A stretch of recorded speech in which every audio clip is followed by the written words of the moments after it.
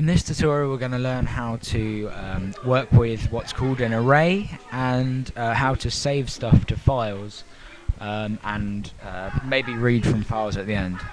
So if you need to write lots of things in a list on the computer, using variables can be quite irritating, to say the least. So if I am trying to make a program and I say dim name of person 1, dim name of person 2, all as string, and if we're going on and on and on like that, and let's say we don't know, what if we don't know how many people? Do we have to go over the top and say we define 100 people and then just hope that, you know, it all works out? Well, gladfully, there is another way of doing it, and it's called an array. Now, let's say, I did an example there where we used 2 people. With an array, we're going to quickly use 10 people, and because it starts at 0, 10 people, you have to type in 9. Because if you think of it as a table, and thinking of an array as a table is a very good way of thinking of it, the first row is named 0 and the last row is named whatever you put here, and so you can have a table of names where you've got in the first column you've got these numbers that are between here, and in the second column you've got the actual name as a string. Now what we can do is we can just go lower that. Let's lower it to 3. Okay, now what we can do is we can do a for loop,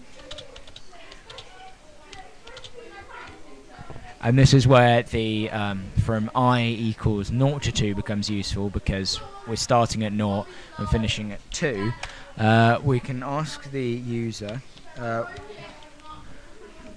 for a name, and then so please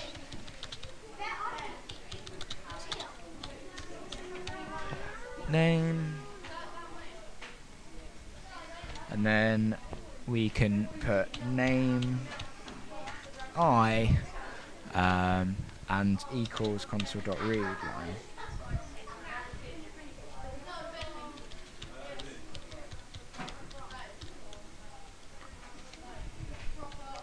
Now if we reverse the process by putting another for loop that's exactly the same, except for we change the code in the middle to name console.write,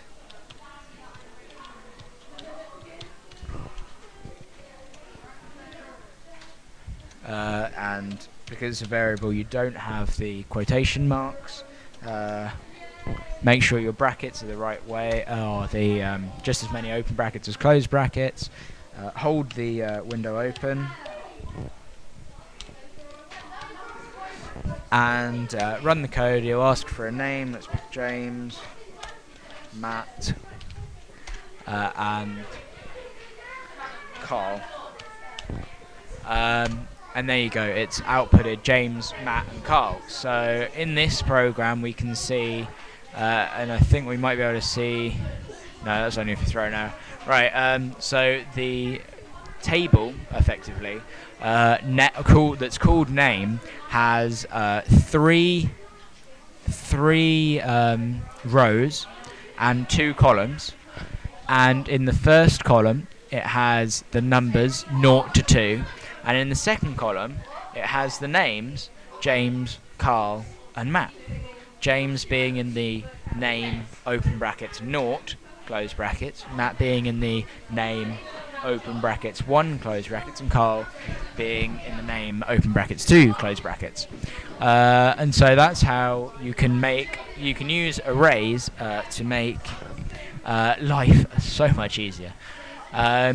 Another thing that makes life a lot easier is if you don't know how large the array is, you can still define it like such. That comes up with errors if you try and save stuff to it, but then you have to use the code redim name, and then you can put a number in, such as 2. So that allows you to define something and redefine its size.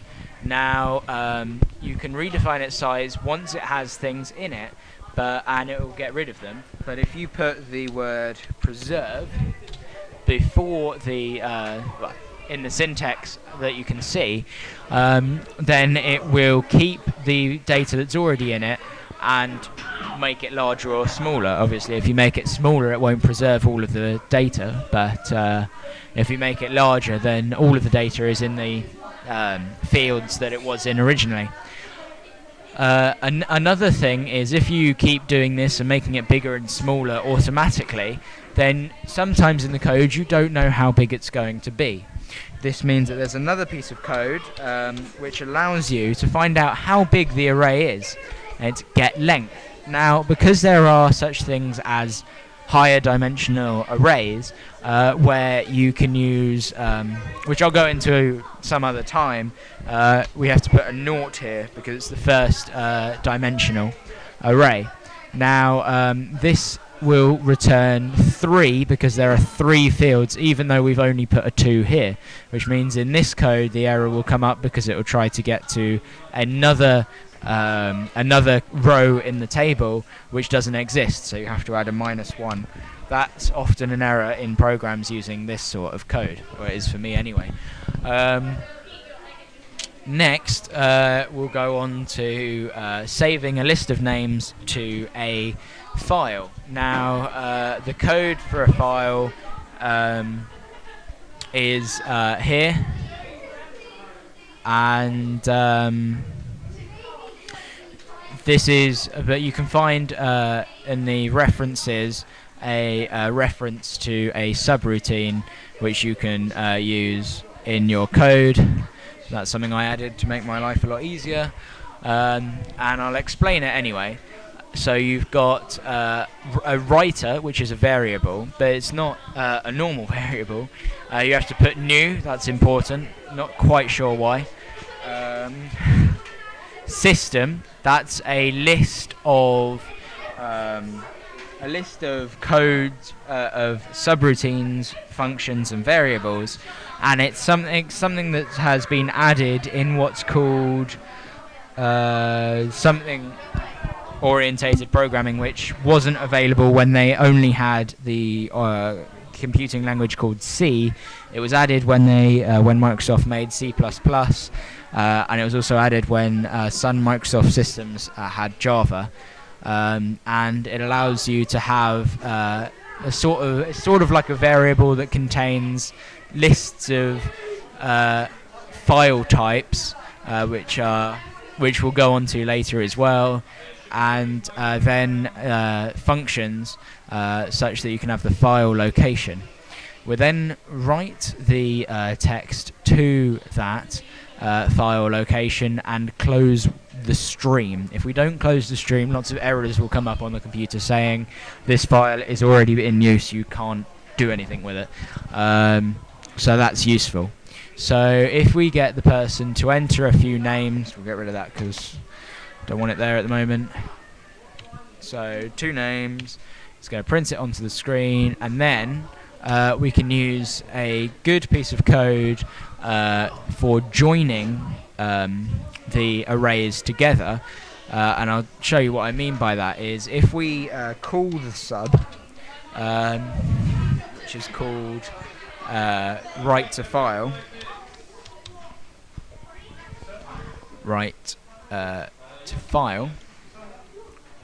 and we put the file location in as quite a useful H drive because it's nice and short, and I can use it. You probably will have to go through and use your C drive, users, and users depending on what operating system you're running, your name, documents, and just to get it somewhere where you can easily access it. Or you could use your C drive, but I'm lucky enough to be able to just put H there. We're then going to have the text. Now we want all of the names, but we want them to be saved in a text file that's separated by a return carriage. So you have each name on each line. To do that, what we're going to do is we're going to use a function called join. You see it asks us for an array. We will type in the name of the array, which is name. We then have some. This is an optional, so you could just do that, and it would put the names one after the other without anything between them. But we want a return carriage between them, which will put them on a new line. And for that, we use char or char. No, it's not. It's chur. And the chur code for a return carriage is, I think, 16. I always get that wrong. Might be 13. Yeah, I think it's 16. Anyway, well, we'll see in a minute. So that should be the ASCII, which is the way that numbers are saved to the computer, and each character that you can use, so each different sort of type of letter, exclamation mark, symbol or anything, has its own ASCII key, and I think the one for the return carriage is 16. So we'll put that there, and the char function allows us to convert the number to the actual character itself. Of course, if we were to just try and put an enter in, it creates errors and gets annoying. It doesn't really work. So we need to do that. Make sure that your brackets are balanced. And if we run the code, we have to enter James, Kate, and Vicky, and that's James, Kate, and Vicky. Sorry. And there was a problem, which is that we haven't actually saved it to anywhere. We've just tried to save it to the drive. VB is very useful because it tells you what the problems are. What's going on? So we're going to save it to names.txt. Like that. If we then have to start it again because it's already gone past there. So James.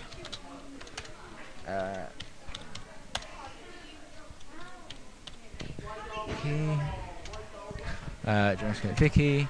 The program is run, so if we quickly check the H drive for a file called names.txt, and I was wrong. It's not actually 16. This plus character is 16. But you can see how it's joined them and put a character between them. Let's try 13. That might work better. You see, if we have the text file still there, but we're going to write to it as if it wasn't there.